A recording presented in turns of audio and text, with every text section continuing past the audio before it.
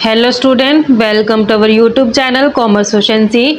आज की क्लास में कवर करेंगे कंसेप्ट कि ब्रांचेस, टाइप्स, सब फील्ड क्या होती हैं अकाउंटिंग की। इसे लास्ट क्लास में हमने कवर किया था कंसेप्ट कि बुक कीपिंग क्या होता है, अकाउंटिंग और अकाउंटेंसी क्या होते हैं, इनका डिफरेंस क्या होता है। लास्ट क्लास में हमने कवर किया है कंप्लीट कंसेप्ट। अगर अभी तक आपने लास्ट क्लासेस नहीं देखी, देखे ताकि आपकी स्टडी में कंसिस्टेंसी बनी रहे। अगर अभी तक आपने मेरे यूट्यूब चैनल कॉमर्स एफिशिएंसी को सब्सक्राइब नहीं किया, सब्सक्राइब कीजिए और बेल आइकन जरूर प्रेस कीजिए ताकि जब भी मैं न्यू वीडियोस अपलोड करूं सबसे पहले नोटिफिकेशन आपके पास जाए, आप वीडियोस को देखकर आपकी स्टडी बूस्टअप हो।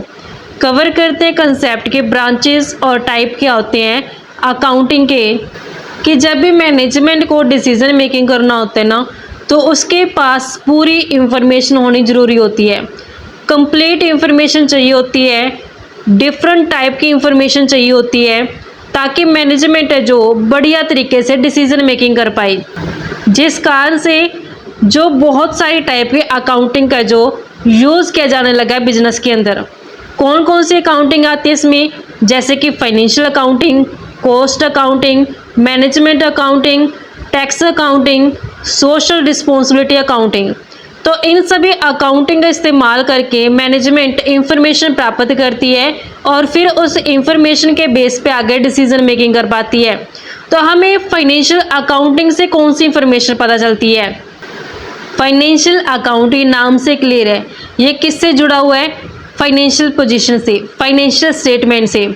तो जब भी हम बात करते हैं फाइनेंशियल स्टेटमेंट की तो मेनली दो स्टेटमेंट शामिल की जाती हैं, statement of profit and loss और बैलेंस शीट। तो यहाँ पे फाइनेंशियल अकाउंटिंग के अंदर हम statement of profit and loss बनाते हैं और बैलेंस शीट बनाते हैं। जब हम statement of profit and loss बनाते हैं तो उससे हमें क्या पता चलता है कि इस साल कंपनी को कितना प्रॉफिट हो रहा है या फिर कितना लॉस सफ़र किया गया है। जब प्रॉफिट एंड लॉस अकाउंट बनाया, अगर बैलेंस यहाँ आ गया तो नेट प्रॉफिट आएगा, अगर बैलेंस यहाँ आया तो नेट लॉस आया। तो प्रॉफिट एंड लॉस बना के पता चल जाएगा कि एक साल के दौरान कितना नेट प्रॉफिट कमाया गया है या फिर कितना लॉस सफ़र किया गया है। अगर बैलेंस शीट बनाई जाती है तो बैलेंस शीट से हमें क्या पता चलता है, फाइनेंशियल स्टेटमेंट पता चलती है। तो फाइनेंशियल अकाउंटिंग के अंदर फाइनेंशियल स्टेटमेंट बनाई जाती है। फाइनेंशियल स्टेटमेंट में प्रॉफिट एंड लॉस अकाउंट और बैलेंस शीट बनाई जाती है।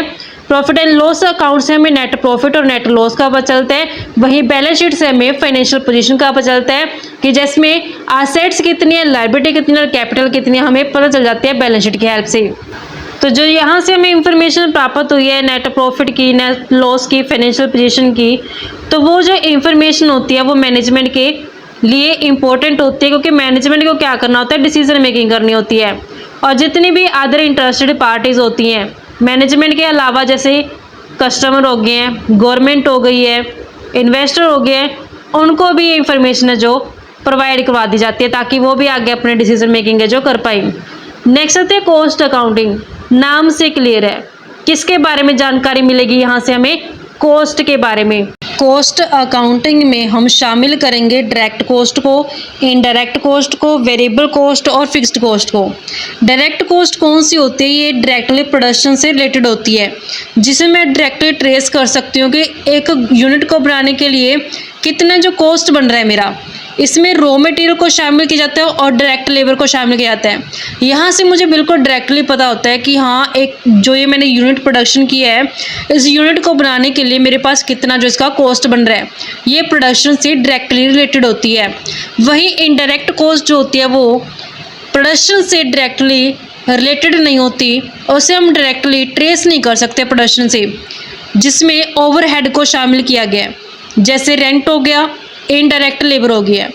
रेंट, अब मैं मान लो एक फैक्ट्री के अंदर प्रोडक्शन कर रही हूँ, जो रेंट होता है पूरी फैक्ट्री का दिया जाता है। तो वहाँ पे मुझे ये चीज़ डिफाइन करने में दिक्कत होगी कि एक यूनिट को बनाने के लिए मुझे कितना रेंट पे करना पड़ रहा है, क्योंकि रेंट तो मैं क्या कर रही हूँ, पूरी फैक्ट्री का पे कर रही हूँ ना। तो वहाँ पे फैक्ट्री के अंदर चाहे मैं बैठ के एक यूनिट बनाऊँ, चाहे मैं करोड़ों यूनिट बनाऊँ, तो डायरेक्टली थोड़ी ना ट्रेस कर सकती हूँ मैं कि एक यूनिट को बनाने के लिए मुझे कितना है जो रेंट बढ़ रहा है। नेक्स्ट आते हैं फिक्स्ड कॉस्ट। फिक्स्ड कॉस्ट ऐसी कॉस्ट होती है जो कांस्टेंट रहती है प्रोडक्शन वॉल्यूम के साथ। इसका प्रोडक्शन वॉल्यूम से कोई भी जो डायरेक्टली कनेक्शन नहीं होता। चाहे मैं प्रोडक्शन वॉल्यूम कम करूं, चाहे मैं ज़्यादा करूं, कॉस्ट ने क्या रहना है, फिक्स्ड ही रहना है। मान लेते हैं कि मैं एक फैक्ट्री का 10,000 रुपये किराया दे रही हूँ, तो मैं 10,000 रुपये किराया वो फिक्स है कि हर महीने मुझे 10,000 देने ही देने पड़ेंगे, चाहे मैं उस फैक्ट्री के अंदर प्रोडक्शन कर रही हूँ गुड्स का या फिर नहीं कर रही हूँ। इसमें रेंट और इंश्योरेंस का जो शामिल किया जाता है। वेरिएबल कॉस्ट नाम से क्लियर है, वेरिएबल यानी कि वेरिएशन, वेरिएशन मतलब कि चेंजेस। ये ऐसी कॉस्ट होती है जिसमें प्रोडक्शन लेवल के चेंज होने से कॉस्ट में भी क्या आता है, चेंज आता है। अगर मैं प्रोडक्शन कम करूँगी तो मेरे पास कॉस्ट भी कम आ जाएगी, अगर मैं प्रोडक्शन ज़्यादा करूँगी तो वेरिएबल कॉस्ट भी क्या आ जाएगी, ज़्यादा आ जाएगी। यानी कि इसका जो कनेक्शन होता है वो किससे होता है, लेवल ऑफ प्रोडक्शन से होता है। जैसे जैसे मैंने लेवल ऑफ प्रोडक्शन चेंज किया वैसे वैसे जो वेरिएबल कॉस्ट भी क्या होती जाती है, चेंज होती है। जैसे रॉ मटेरियल जो कच्चा माल होता है, अगर मैं गुड्स का प्रोडक्शन ज़्यादा करूँगी तो मुझे रॉ मटेरियल ज़्यादा परचेज करना पड़ेगा, अगर मैं गुड्स का प्रोडक्शन कम करूँगी तो रॉ मटेरियल मुझे कम परचेज करना पड़ेगा। तो ऐसी कॉस्ट को बोलते हैं वेरिएबल कॉस्ट। अब जब भी मैं कॉस्ट अकाउंटिंग करती हूँ ना, तो उनमें इन सभी कॉस्ट को शामिल करती हूँ ताकि मुझे ओवरऑल कॉस्ट का ही पता चल जाए और पर यूनिट यानी कि एक यूनिट को बनाने के लिए कितनी कॉस्ट बनती है उसका ही पता चल जाए। अब मैं पर यूनिट कॉस्ट को कैसे कैलकुलेट कर सकती हूँ, जितनी मेरे पास टोटल कॉस्ट आई है, total cost of production I है, अगर मैं इस टोटल कॉस्ट को डिवाइड कर दूं कि कितनी मैंने नंबर ऑफ़ यूनिट है जो प्रोड्यूस किए हैं, तो मेरे पास क्या आ जाएगी, पर यूनिट कॉस्ट है जो आ जाएगी। तो कॉस्ट अकाउंटिंग की हेल्प से जो मैनेजमेंट होती है वो क्या करती है, कॉस्ट के बारे में पता करती है कि ओवरऑल कॉस्ट कितनी आ रही है और प्रोडक्ट पर यूनिट कॉस्ट कितनी पड़ रही है, और उस कॉस्ट का जो कंट्रोल किया जाता है। नेक्स्ट आती है मैनेजमेंट अकाउंटिंग। मैनेजमेंट अकाउंटिंग का पर्पज़ क्या होता है कि जो अकाउंटिंग है उसकी इंफॉर्मेशन को इस तरीके से प्रेजेंट करना ताकि जो मैनेजमेंट है वो प्लानिंग कर पाए, कंट्रोलिंग कर पाए जो बिजनेस के अंदर ऑपरेशंस होने हैं। ऑपरेशन का मतलब क्या होता है कि जो बिजनेस के अंदर काम होने हैं ना, उन कामों को पहले क्या कहते हैं, प्लानिंग किया जाता है, फिर कंट्रोलिंग की जाती है। तो किसकी हेल्प से की जाती है, मैनेजमेंट अकाउंटिंग की हेल्प से की जाती है। तो मैनेजमेंट अकाउंटिंग से जो इंफॉर्मेशन मिली उसका इस्तेमाल किया गया मैनेजमेंट द्वारा प्लानिंग करने के लिए, कंट्रोलिंग करने के लिए बिजनेस ऑपरेशन को। यहाँ पे जो मैनेजमेंट अकाउंटेंट होता है वो बहुत सारी टेक्निक और कंसेप्ट को इस्तेमाल करते हैं ताकि वो मैनेजरियल डिसीजन मेकिंग कर पाए। इसमें ratio analysis, budgetary control, fund flow statement और कैश फ्लो स्टेटमेंट को शामिल किया जाता है। नेक्स्ट आते हैं टैक्स अकाउंटिंग। टैक्स अकाउंटिंग का जो इस्तेमाल किया जाता है वो टैक्स पर्पज से किया जाता है। जैसे इनकम टैक्स हो गया, सेल टैक्स हो गया, वो कंप्यूट किए जाते हैं टैक्स अकाउंटिंग के बेस पे। नेक्स्ट आते हैं सोशल रिस्पॉन्सिबिलिटी अकाउंटिंग। नाम से क्लियर है, सोशल रिस्पॉन्सिबिलिटी। हम जानते हैं कि जो बिजनेस होता है वो सोसाइटी के अंदर किया जाता है। तो बिजनेस जो होता है वो सोसाइटी के अंदर किया गया है, तो बिजनेस ने सोसाइटी के रिसोर्सेज को इस्तेमाल किया है। तो यहाँ पे बिजनेस की जिम्मेदारी बनती है सोसाइटी के प्रति कि सोसाइटी में ना ही तो वो गलत प्रोडक्ट बेचे, ना ही वो सोसाइटी के अंदर किसी भी तरीके का जो पोल्यूशन फैलाए। और यहाँ पे बिजनेस की जिम्मेदारी बनती है कि जिस सोसाइटी में वो बना है वहाँ के आसपास के लोगों को वो रोजगार भी दे, और टाइम टू टाइम ऐसे प्रोग्राम भी लॉन्च करता रहे जिससे सोसाइटी के लोगों के हेल्थ के जो हेल्प मिले, हेल्थ जो उनका इम्प्रूवमेंट हो। तो सोशल रिस्पॉन्सिबिलिटी अकाउंटिंग में क्या होता है, तो यहाँ पे देखा जाता है कि एक बिजनेस ने सोसाइटी के भलाई के लिए कितना रुपया खर्च कर दिया, उसे सोशल रिस्पॉन्सिबिलिटी अकाउंटिंग के अंदर जो शामिल किया गया। आज के टाइम में कंपल्सरी कर दिया गया है हर एक कंपनी को अपने टोटल जो उनकी कमाई होती है उसका कुछ परसेंटेज सोशल रिस्पॉन्सिबिलिटी यानी कि सोशल एक्टिविटी के ऊपर खर्च करना। एक्सप्लेनेशन क्या कहते हैं सोशल रिस्पॉन्सिबिलिटी अकाउंटिंग की, कि जो बिजनेस होता है ना वो बिजनेस सोसाइटी के अंदर बने, सोसाइटी का जो इंफ्रास्ट्रक्चर है उसका इस्तेमाल किया जा रहा है बिजनेस के द्वारा बिजनेस ऑपरेट करने के लिए। तो यहाँ पे बिजनेस की जो जिम्मेदारी बनती है सोसाइटी के प्रति और आज के टाइम में जो बहुत ज़्यादा डिमांड हो चुकी है कि एक बिजनेस को सोसाइटी के प्रति कंट्रीब्यूशन करना चाहिए, जो सोसाइटी है उसकी भलाई के लिए जो कुछ पैसा खर्च करना चाहिए। तो जो सोशल रिस्पॉन्सिबिलिटी अकाउंटिंग होती है, एक ऐसा प्रोसेस होता है जहाँ पे आइडेंटिफाई किए जाते हैं, मेज़र किए जाते हैं और कम्युनिकेट किए जाते हैं कि कितना कंट्रीब्यूशन किया गया बिजनेस द्वारा सोसाइटी के रिगार्डिंग।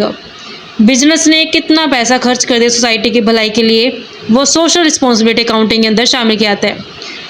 जो कंट्रीब्यूशन किया जाता है बिजनेस के द्वारा सोसाइटी में, वो किस तरीके से किया जाता है, जैसे एम्प्लॉयमेंट देना, रोजगार देना, फाइनेंशियल हेल्प करना और मैन पावर सपोर्ट करना। पब्लिक प्रोग्राम, जैसे पब्लिक प्रोग्राम लॉन्च किए जाते हैं ना सोसाइटी के अंदर, उसमें फाइनेंशियली हेल्प करना। इन्वायरमेंटल कंट्रीब्यूशन करना, क्योंकि इन्वायरमेंट के प्रोटेक्शन भी ज़रूरी है। Product safety, product durability, customer satisfaction, ये सभी शामिल किए जाते हैं सोशल रिस्पॉन्सिबिलिटी अकाउंटिंग के अंदर।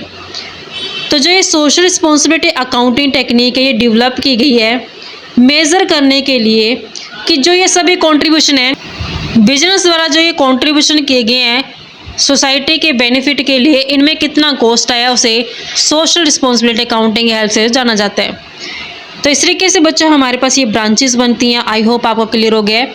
नेक्स्ट आते हैं accounting as a source of information, कि अकाउंटिंग को सोर्स ऑफ इंफॉर्मेशन क्यों बोला गया है, क्योंकि हर एक बिजनेस की ना एक लैंग्वेज होती है।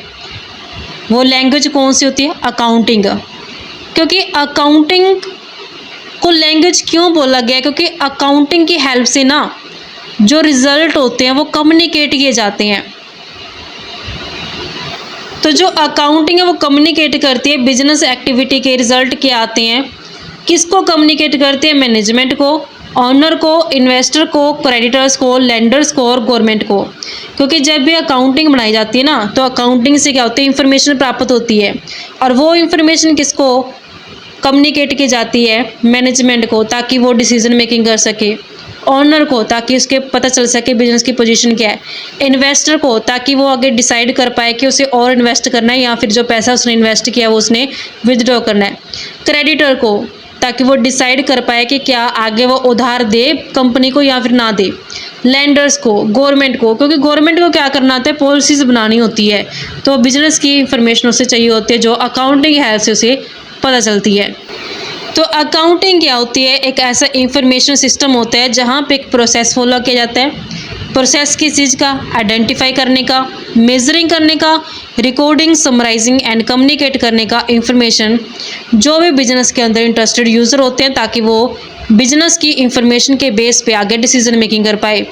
तो यहाँ पे बहुत सारे अलग अलग ग्रुप ऑफ पर्सनस होते हैं जिनका बिजनेस के अंदर इंटरेस्ट होता है, डायरेक्टली या फिर इनडायरेक्टली किसी ना किसी तरीके से बिजनेस से जो जुड़े होते हैं। तो उन सभी पार्टीज़ को क्या की जाती है? इंफॉर्मेशन प्रोवाइड की जाती है ताकि वो भी आगे डिसीजन मेकिंग कर पाएँ। तो इस तरीके से हमारे पास ये अकाउंटिंग एक सोर्स ऑफ इंफॉर्मेशन का काम करती है, क्योंकि अकाउंटिंग की हेल्प से हमें इंफॉर्मेशन है जो प्राप्त होती है कि बिज़नेस की पोजीशन क्या है, बिज़नेस का मतलब कि उसकी एक्चुअल में इमेज है क्या। इस तरीके से हमारे पास एक कंसेप्ट बनता है बच्चों। आई होप आपको क्लियर हो गया है। नेक्स्ट क्लास में इसका कवर करें कंसेप्ट के ऑब्जेक्टिव के अकाउंटिंग के। ऐसे ही रेगुलर क्लासेस के लिए आप मेरे यूट्यूब चैनल कॉमर्स एफिशिएंसी को सब्सक्राइब, लाइक और शेयर करें। बेल आइकन जरूर प्रेस करें ताकि जब भी मैं न्यू वीडियोस अपलोड करूं सबसे पहले नोटिफिकेशन आपके पास जाए, आप वीडियोस को देखकर आपकी स्टडी बूस्टअप हो।